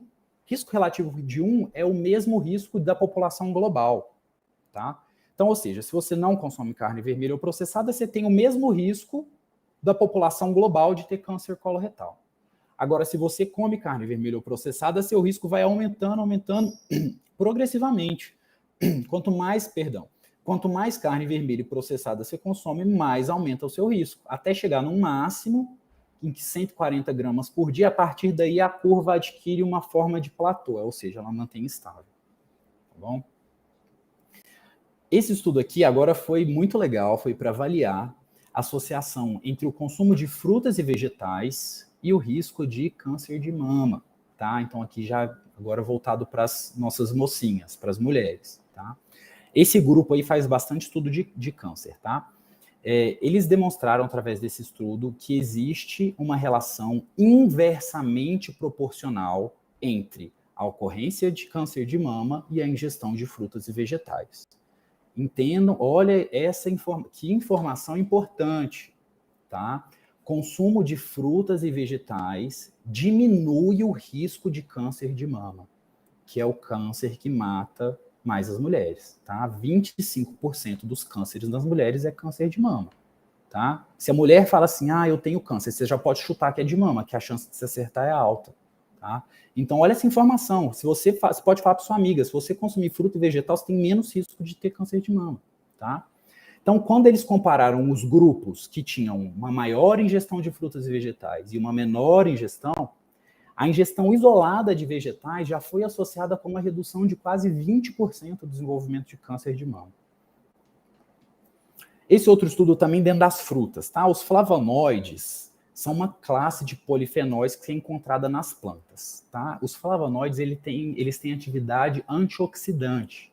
Eles protegem o corpo de estresse oxidativo. Tá? Os alimentos que têm uma concentração maior de flavonoides são esses que eu listei aí. Salsa, cebola, mirtilo, chá preto, chá verde, banana, fruta cítrica, vinho tinto, trigo sarraceno e cacau. Os flavonoides, eles são exclusivos do reino vegetal, tá? Reino animal não tem flavonoide. O que eles fizeram nesse estudo? Estudaram mulheres norte-americanas, tá? Nessa região aí de Long Island. E aí qual que era o objetivo do estudo? Era para avaliar se as mulheres que consumiam mais flavonoides, ou seja, as mulheres que tinham uma ingestão predominante de frutas e vegetais, se elas tinham um risco menor de desenvolver câncer. Ao longo do estudo, 1.434 casos de câncer de mama aconteceram e 1.440 no grupo controle. Qual que foi a conclusão? Olhem a relevância dessa informação. Houve redução de risco de 46% associado ao maior consumo de flavonoides. Entenda aqui flavonoides como esses alimentos que eu estou falando aí em cima, tá? Frutas e vegetais. E a redução foi mais pronunciada nas mulheres na pós-menopausa. Está chegando ao fim. Esses outros próximos 2 estudos que eu vou comentar é sobre associação de cálcio e vitamina D com câncer de mama, tá? Bem importante para as mulheres. Então, esse estudo aí foi publicado em 2002 e eles avaliaram a ingestão de laticínios desnatados ou cálcio e vitamina D com incidência de câncer de mama. Foram quase 89, arredondando 90 mil mulheres desse Nurses Health Study, que foram acompanhadas por 16 anos, entre 1980 e 96. Dessas mulheres, 3.500 mais ou menos foram diagnosticadas com câncer de mama, tá? Mais predominante na pós-menopausa, 2.300 na pós-menopausa. O que eles concluíram? Então, eles pegaram essas mulheres, essas 88.691 mulheres, acompanharam ela por 16 anos, e nesses 16 anos, eles iam registrando o que a paciente comia, o que ela bebia, quanto que ela tomava de laticínio, se ela tomava ou não suplemento de cálcio, se ela tomava ou não suplemento de vitamina D, qual que era a quantidade, como que era o padrão alimentar, tá bom? E qual que foi a conclusão desse estudo? Para as mulheres na pós-menopausa, não fez diferença, tá? O que fez diferença foi para as mulheres na pré-menopausa. A conclusão do estudo foi que o consumo de laticínios desnatados reduziu o câncer de mama. Só que a suplementação de cálcio e vitamina D parece ter efeito semelhante, oferecendo também proteção. Então, esse estudo aqui, ele falou assim, parece, não tenho certeza, parece que se você der cálcio e vitamina D, acho que também vai prevenir. Não tiveram certeza. O próximo estudo bateu o martelo, tá? Então, esse outro estudo aqui, publicado em 2007, nos Arquivos Internos de Medicina, isso aqui também é do JAMA, tá? Uma revista excelente. Eles embasaram o estudo assim, modelos em animais já tinham demonstrado que o cálcio e vitamina D têm um efeito anticancerígeno no desenvolvimento de câncer de mama. Então, qual foi a metodologia do estudo? Eles pegaram, esse estudo aí tem o nome de Women's Health Study. Eles avaliaram prospectivamente a ingestão de cálcio e vitamina D e qual foi a sua relação com câncer de mama. Aqui a gente tirou o laticínio, tá? Cálcio e vitamina D com relação de câncer de mama. Foram quase 11 mil mulheres na pré-menopausa e quase 30 mil mulheres na pós-menopausa a partir dos 45 anos de idade. Então, olha essa população, foram 40 mil mulheres estudadas. No início do estudo, não tinha nenhuma delas tinha câncer nem doença cardiovascular, eram mulheres saudáveis. Ao longo de 10 anos, 276 mulheres na pré-menopausa e 743 na pós-menopausa foram diagnosticadas com câncer de mama invasivo. Aí o que eles fizeram? Avaliaram retrospectivamente qual que era a ingestão delas de cálcio e de vitamina D. E qual que foi o resultado do estudo? Ingestão de altas concentrações, altas doses de cálcio e vitamina D foram associadas com uma redução moderada de câncer de mama na pré-menopausa. Tá? A redução, comparando os grupos de maior e menor ingestão, foi de 39% para cálcio e 35% para vitamina D. Tá? Então, se você tem uma dieta adequada de cálcio e vitamina D, você tem um risco aí quase 40% menor de desenvolver câncer de mama. O efeito protetor parece ser mais pronunciado para os tumores mais agressivos e esse resultado não foi evidenciado para as mulheres na pós-menopausa. Se eu não me engano, esse aqui é o último. Então, aqui, para finalizar, né, esse estudo aqui, ele foi também uma meta-análise, incluiu 15 estudos. Quando eu digo meta-análise, entenda, é um estudo que resumiu 15 outros estudos que pesquisaram a mesma coisa, com um total de 15 mil pacientes. E ele avaliou qual que foi a associação entre alimentação, nutrição e atividade física e o risco de câncer coloretal. O foco deles era avaliar a fibra alimentar, tá? Houve risco 9% menor de desenvolvimento de câncer coloretal para cada 10 gramas por dia de alimentos contendo fibra. A recomendação para um adulto é de pelo menos 25 gramas de fibra por dia, mas dados norte-americanos mostram que a porcentagem da população que consegue atingir esse nível é muito baixo. E eu sempre falo isso no consultório para os meus pacientes. Não sei se vocês sabem, se não sabem, agora vocês vão ficar sabendo. Fibra é exclusivo do reino vegetal. Alimento de origem animal não tem fibra, tá? Isso é fantástico tá falando isso, porque as pessoas têm essa dúvida, né? Tem essa dúvida e gera uma confusão, Fátima, porque assim, você vê que a carne, o povo acha que é aquele fio de carne, que acha que aquilo é fibra, né? Porque o povo fala fibra do músculo. Não, fibra é exclusivo do reino vegetal. Entendam que fibra é tudo que você não digere. Se o seu corpo não tem capacidade de digerir e isso é de origem vegetal, isso é fibra. Gente, fibra a gente depois, Fátima, a gente tem que fazer uma aula só sobre fibra alimentar. Fantástico. Fibra já fica aí o compromisso. Importantíssimo. Gente, a fibra é o que a bactéria do seu cólon vai comer, né, Fátima? A Pronto, é gente está vindo aí isso. de nossa última live sobre microbiota intestinal. A nossa microbiota intestinal é decisiva no nosso processo de saúde e de doença. Se você quer ter saúde, você precisa de uma microbiota boa. Microbiota ruim é igual a desenvolvimento em algum momento de algum problema de saúde. A bactéria boa, gente, a bactéria que você quer que esteja habitando no seu intestino, ela come fibra. Se você não come fibra, a bactéria vai morrer de fome e vai começar a crescer outras bactérias que vão comer o resíduo do que você come, é o que chega lá no colo. Se você tem uma dieta rica em carne, rica em produtos processados, em gordura saturada, é isso que vai chegar lá. E não come nada de fruta e vegetal, vai começar a crescer bactérias no seu intestino que tem um efeito extremamente inflamatório, tá? Por isso que esse estudo mostrou aí que você deve, para cada 10 gramas de alimento contendo fibra, você tem um risco 9% menor de desenvolver câncer coloretal. Então, uma das explicações do câncer coloretal é uma dieta pobre em fibras, que infelizmente é a dieta que a maior parte dos brasileiros adota, né? E para finalizar, gente, eu estou falando para finalizar, mas nunca acaba, né? Deixa eu ver quantos slides que está faltando aqui, Fátima. Oh, meu Deus. Mas o pessoal está aqui amando a aula, tem informações Que fantásticas, bom né? que o pessoal está gostando. Deixa eu ver aqui, ó, quantos E eu slides está também estou faltando. adorando, né? Ó, falta 2. Agora eu prometo que eu termino. Falta 2 só, tá? Então, ó, para finalizar, diabetes e câncer. Gente, quando eu falo diabetes, aqui a gente tá falando sobre insulina, tá? A insulina é um hormônio que todo mundo tem que produzir. E a insulina, ela tem o papel de levar o açúcar para dentro da célula. Eu sempre explico isso também para os meus pacientes. Não adianta você comer e ter açúcar no sangue se você não tiver insulina. A insulina é como se fosse a maçaneta da porta, que você abre a porta para pegar o que está ali de fora. Se o entregador de pizza vai levar uma pizza na sua casa e você não tem chave, você não vai conseguir pegar a pizza. A insulina é a mesma coisa. Tá? Usei um exemplo ruim, né, Fátima, de pizza. Podia ter falado uma coisa melhor, né? Ainda bem que a porta não abre, né? Pois é. Então, assim, a insulina, ela leva o açúcar para dentro da célula. Se você não tem insulina, a sua célula passa fome. Aí a célula vai ficar mandando uma mensagem para o seu cérebro: tô com fome, tô com fome, tô com fome. E vai te dar fome, aí você vai comer mais, aí você vai engordar mais, tá? E a insulina, gente, ela promove proliferação celular, tá? Essa informação aqui é muito relevante.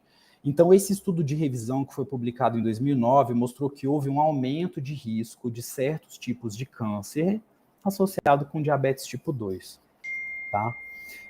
Olha que relevante. Os pacientes diabéticos têm 2 vezes maior risco de desenvolver câncer de fígado, pâncreas e endométrio.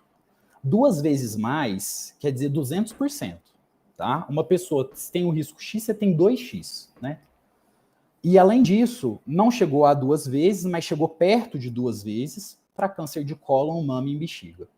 Então, olha, o diabético tem risco aumentado de quase todos os órgãos abdominais: fígado, pâncreas, endométrio. Tá? O endométrio, para quem não sabe, é o revestimento do útero, tá? É um câncer que acontece só nas mulheres. Cólon, mama e bexiga. E os estudos com câncer de mama e de cólon aí não conseguiram chegar a nenhuma conclusão. E para finalizar, para quem gosta de café, essa mensagem é para você. Pode tomar seu cafezinho, tá? Esse aqui foi um estudo, foi uma meta-análise da World Cancer Research Fund. Essa aí é a maior instituição de estudo de câncer norte-americana, tá? Eles financiam diversos estudos. E eu trouxe aqui um pouquinho mais resumido, para não ficar enchendo vocês de número na cabeça, mas uma xícara de café ao dia foi associada a um risco 14% menor de câncer de fígado e 8% menor de câncer de endométrio. E aí, para o câncer de endométrio, que é o que eu falei para vocês, que reveste a parte interna do útero, foi similar também para café descafeinado. Então, se você não gosta de cafeína, não gosta de café, pode tomar o descafeinado também. Tá? Eu gostaria de agradecer muito a Fátima pelo convite, ao Instituto do Alimento Vivo por essa iniciativa fantástica, e agradecer a todos vocês que estiveram presentes aqui conosco, que escutaram essa aula, que eu sei que eu falei em número demais, mas espero que vocês consigam extrair o mais importante da informação, tá? O importante não é esses números, não é quantos por cento. Eu fiz isso só para vocês entenderem de onde vêm esses dados e para dar um pouco mais de validade e de solidez para essa informação. tá? À tua Exato. disposição para o que vocês precisarem, para sanar dúvidas. Obrigado, Exato, Fátima. exato, fantástico. Aula maravilhosa, né? O que eu estou vendo aqui toda hora passando aqui. Aula maravilhosa, fantástico. Muito bom, doutor Laender. Doutor Laender, quando você falou aí, o pessoal que adotou as estratégias de redução de risco, né? Em vários estudos que você mencionou aí, Sim. né? As Uhum. pessoas que adotaram essas estratégias, né, de redução de risco, elas tiveram menor incidência, né, das doenças, né? E, Isso. e eu estava aqui, ele ouvindo, e estava aqui trazendo essa informação para algo que eu sempre falo aqui. Gente, olha, aqui na Academia da Vitalidade, no Instituto do Alimento Vivo, é uma caixinha de ferramenta que a gente precisa de ter, uma caixinha de ferramenta de cuidados com a saúde, sabe? Que inclui Sim, alimentação, que inclui exato. gestão de sono, que É. inclui atividade física. Ou seja, todo mundo tem uma caixa de ferramenta em casa, né? Uhum. Para consertar uma porta quebrada, para fazer isso, não sei o quê. Cadê a nossa caixinha de ferramenta da saúde? Não é aquela caixinha de medicamento, não, tá, gente? Não é disso que eu tô falando. Eu tô falando de estratégias, sabe? Essa estratégia de redução de risco. Achei fantástico esse termo aí, né? Então, é essa caixinha de ferramentas da saúde que eu Sim. sempre utilizo aqui. Outra coisa interessante que você falou aí na dieta mediterrânea, o pessoal já ficou aqui. Como é que é essa dieta mediterrânea? Eu quero saber, eu quero usar, né? E eu estava me lembrando aqui, né? Como nós, aqui no Instituto Alimento Vivo, na Academia da Vitalidade, nós falamos muito de dieta plant-based, alimentos vivos e crus, né? Sim. Gente, tem muita pesquisa, tem muitos estudos também sobre a dieta plant-based e alimentos vivos e crus. Sim.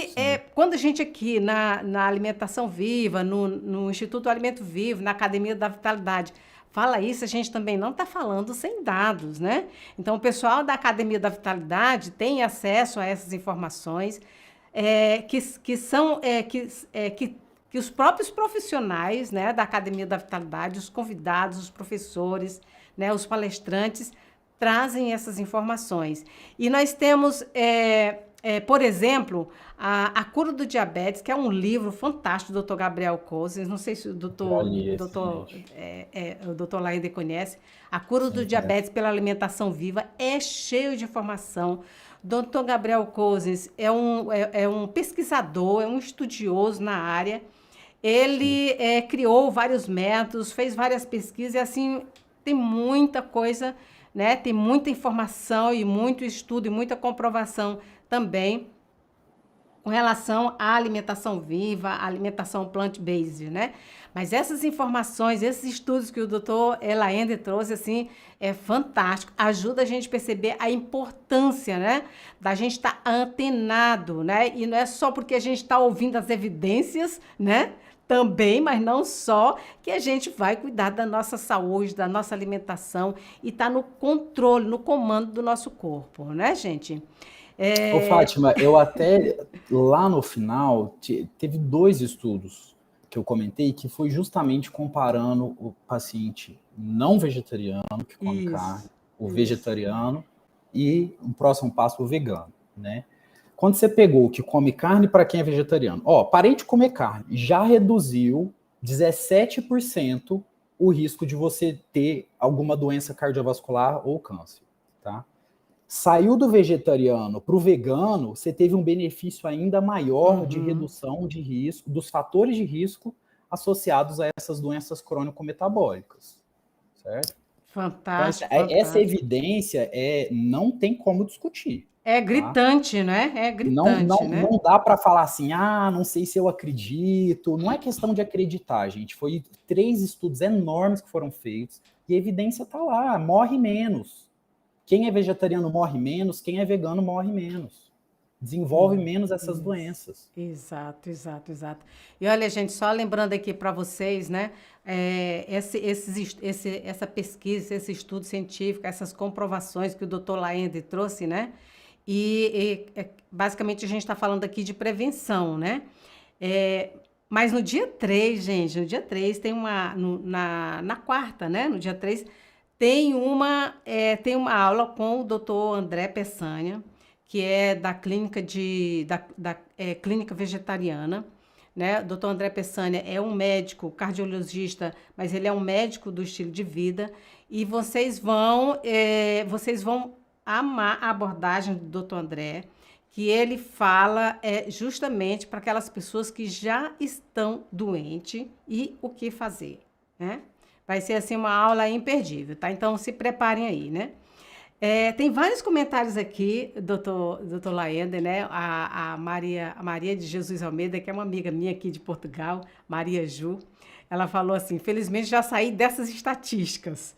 Qual é Olha o só. segredo? Olha só, alimentação viva 80%, 20% de legumes cozidos, exercício físico diário, não fumo, não bebo, vivo na natureza e tenho bons amigos. É isso aí. Fantástico, né? É isso aí. É o resumo, né? É o resumo, exatamente, né? E a Nina deixou um comentário aqui assim: olha só, não sabia que 30 a 50% dos cânceres poderiam ser prevenidos, né? Eu acho que a Nina, inclusive, é sua paciente, né? Ela estava falando aqui, né? Ah, é? Não sei. Apareceu um comentário aqui, pode ser até que esteja Ah, enganada, tá. não sei. A Elza comentou assim: como vencer o relógio biológico, né? Tá. Isso aí, Elza, é uma coisa que se você descobrir, você vai ganhar o prêmio Nobel, tá? A gente ainda não sabe isso. O que a gente sabe é que a longevidade, ela também é associada com essas coisas que a gente falou na aula, tá? Ingestão hídrica adequada, beber bastante líquido, fazer atividade física de forma regular, evitar uma dieta negativa e preferir o consumo abundante de frutas e vegetais, leguminosas, sementes, castanhas, tá? Fazer prevenção regular é importantíssimo, tá? Consultar um médico, ver como é que estão seus exames, as vitaminas, para fazer diagnóstico precoce, isso é fundamental, né?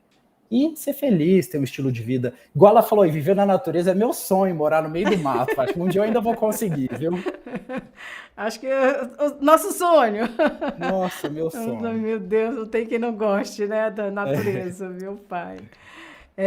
A Elza também está perguntando aqui se placas de gordura, arterioscler- arterios- Aterosclerose. arteriosclerose pode aparecer com pressão arterial normal? Pode, com certeza, com certeza. É a Elza que perguntou? Foi.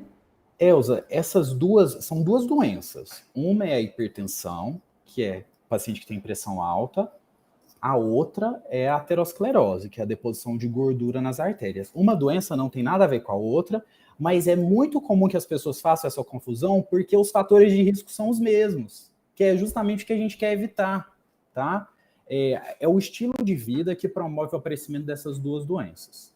A aterosclerose é o nome técnico e científico que a gente usa para designar a deposição de gordura na artéria, tá? A artéria é como se fosse uma mangueira de jardim, mas ela tem uma pelezinha interna. Igual a gente tem uma pele que reveste o nosso corpo, as artérias também têm pele, tá? É um epitélio que reveste. Essa gordura que eu mostrei para vocês naquela imagem, a gordura saturada, que é a peça de Lego, a retinha que deposita uma em cima da outra, ela inflama essa pele, o endotélio rompe e a gordura deposita debaixo do endotélio. Isso aí vai inflamando e vai crescendo até que chega uma hora que ela forma um calombo na artéria, tá? Forma um calombo. E é isso aí, se romper, meu amigo, aí é onde parar, infartou. Se parou no coração, infarto. Se parou no cérebro, infarto cerebral, que é o AVC. Né? Isso aí, isso que eu acabei de falar, explica para vocês aí milhões de óbitos no mundo todo ano. E como fugir disso? Volta e assiste de novo depois, né? Isso, Inclusive, né? Fátima, com relação à tarefinha, né? Sim, Posso sim. comentar agora? Pode sim, né? Então tá. Pode. Gente, tem uma tarefinha para vocês. Eu preparei um documento que a Fátima vai enviar para todos vocês. Nesse documento, eu tentei, assim, é uma página que extrai o sumo de tudo que eu falei. Não tem nenhum número, não tem nenhum estudo, é só o mais importante. E o que eu gostaria que vocês fizessem? Fátima, uma coisa muito importante da consulta médica é que quando eu pergunto para o paciente o que você come, você vê que eles ficam impressionados com o que eles comem. A gente não percebe muitas vezes o que a gente come. Então, quando você fala, te traz mais para a consciência. Então, é isso que eu queria pedir para vocês fazerem. Só que não falar, mas escrevam. Escrever no papel o que vocês comeram. Ou, por exemplo, começa amanhã de manhã. Não, na verdade, diferente. Escreve o que você comeu ontem, antes de assistir a aula, porque amanhã vai estar todo mundo comendo bem, né? Então, eu quero que vocês escrevam o que vocês consumiram ontem, tá? Pega lá o que eu escrevi, o que é bom de ser consumido, o que não é bom, e faz uma comparação. Isso aqui tá legal. Ah, não, essa parte aqui eu acho que podia melhorar um pouquinho. Ah, aqui vamos melhorar mais um pouco. E depois você pode ficar fazendo isso com uma regularidade, assim, uma vez por semana, né? Para você fazer um acompanhamento de como está indo a sua saúde. O que você acha legal essa ideia, Fátima? O que você acha? Super legal, entendeu? Então é isso, gente. Olha, pega aí, deixa-me ver aqui o que o pessoal vai fazer. Eu acho que o pessoal vai passar essa tarefinha para vocês no e-mail. Não sei se vai sair aqui no chat, tá? Mas vocês vão receber com certeza por e-mail, tá bom? Então, prepara aí aquela dica que eu falei no começo, prepara aí um caderninho para vocês fazerem essas anotações e começarem a planejar aí as mudanças que vocês querem ter. Vamos aí firme e forte durante essa semana, tá bom? Doutor Lani, tem muita pergunta aqui, inclusive muita pergunta bacana, que dá assim, mais 1h30 de aula, mas nós não temos esse tempo mais, gente. O horário do doutor Laender. Doutor Laender tem horário. Eu tinha planejado em falar 45 minutos e discutir 45, mas eu sempre cometo esse erro e falo muito mais do que eu devia. Não tem problema, gente. Eu acho que é muito melhor a gente ouvir o doutor Laender, né? Olha só, volta aqui nessa aula, ela vai ficar disponível aqui por 24 horas, tá bom? Você tem aí esse tempo para você rever, fazer anotações. O doutor Laender também se disponibilizou a passar esses slides para quem procurar ele. Procura ele lá no Instagram dele, tá bom? E olha só, durante essa semana, nós vamos fazer o possível para responder as perguntas de vocês. Entra lá no Instagram do Instituto Alimento Vivo, deixa lá um direct também, deixa lá uma pergunta, que eu também vou fazer o possível para responder vocês, tá bom, gente? Então, eu quero agradecer aqui o doutor Laender. Muito obrigada pela sua disponibilidade aqui, por você compartilhar com a gente essa aula maravilhosa. Foi um prazer, Fátima. Muito obrigado pelo convite. E olha só, gente, entra em contato com o Dr. Laender pelo Instagram dele, Dr. Laender, Dr. Laender, tá bom? O doutor, repetindo aqui, o Dr. Laender faz atendimento presencial apenas em Ribeirão Preto, na Clínica Civil da USP, Ribeirão Preto, ou Clínica Climatério. E ele também faz teleatendimento médico online para qualquer lugar. É isso, né, Dr. Laender? É isso aí, Fátima, perfeito. Pronto, é isso aí. Então, mais uma vez, muito obrigada, tá? Muito obrigado. Ah, Fátima, só uma informação para os pacientes, para as pessoas, perdão, que quiserem se consultar, no meu Instagram tem um link do WhatsApp que já direciona direto para o contato, para agendar consulta. Ah, legal. Eu não tinha visto, ainda bem que tem, né? Ah, muito bom. Será que não tem? Eu acho Depois que você dá uma olhadinha, então tá bom. bom. Mas então Tá tinha alguém perguntando aqui como fazer para fazer consulta com você. Então tá aí a resposta, gente. Tem um WhatsApp no Instagram do Dr. Laender. Isso, mas se quiser eu posso falar também o número. Pode ser, Fátima? Pode ser. Fale aí, Deixa eu falar. Ó, presta atenção, gente, o WhatsApp do Dr. Laender, tá bem? Esse aqui é para marcar consulta. É 16 do DDD, tá? 4042 0152. Facinho, ó, vou repetir. 16 é o DDD, 4042 0152, tá? Vai ser um prazer conversar com vocês. Pronto, gente, quem perguntou como é que faz marcação de consulta com o Dr. Laender é com esse WhatsApp aí, tá bom? Então é isso, Dr. Laender, muito obrigada mais uma vez, viu? Obrigado, Fátima, até mais. Pessoal, a Semana Saúde para Sempre começou para valer, né? Bora, gente! É tempo de mudança. Ninguém pode fazer essa mudança por você, né? Sempre foi assim, mas agora mais ainda, né? é de grande importância que você siga na sua jornada de vida de forma consciente, né? O seu corpo vai agradecer, a natureza vai agradecer, o planeta vai agradecer, né? Gente, obrigada por vocês estarem aqui, obrigada por vocês fazerem parte de tudo isso, tá bom? E como sempre é muito bom passar esse tempo aqui com vocês. Compartilhe essas informações com seus amigos e dá um like nessa aula. Eu estava vendo aqui que os likes não estão igual à quantidade de pessoas. Vamos lá, gente. Tá bom? Gente, amanhã tem mais. Nos encontramos às 16 horas no horário de Brasília, 20 horas no horário de Portugal, para a segunda aula da Semana Saúde para Sempre. Nós vamos receber a naturopata doutora Diana Patrício, diretamente de Portugal, com o tema A Saúde da Mulher a partir dos 40, como ter alívio dos sintomas da menopausa. Um tema muito importante quando a gente quer nos colocar no comando do nosso corpo e viver essa etapa da vida com saúde, qualidade de vida e autonomia, não é mesmo? Então, vamos criar o estilo de vida que vai garantir saúde plena hoje e sempre. Eu quero. E você? Gente, lembrando também que as aulas ficam no ar por 24 horas. A reprise fica liberada até mais ou menos o horário da próxima aula de amanhã, né? Depois a aula fica disponível somente para os alunos da Academia da Vitalidade, tá bom? Galera da Academia da Vitalidade, é isso aí. As aulas da Semana Saúde para Sempre e os exercícios das aulas vão estar disponíveis para vocês dentro da Academia da Vitalidade depois que o evento encerrar. Beleza? Então é isso, gente. Beijão. Beijão para vocês. Nos vemos na aula de amanhã. Tchau. Beijo.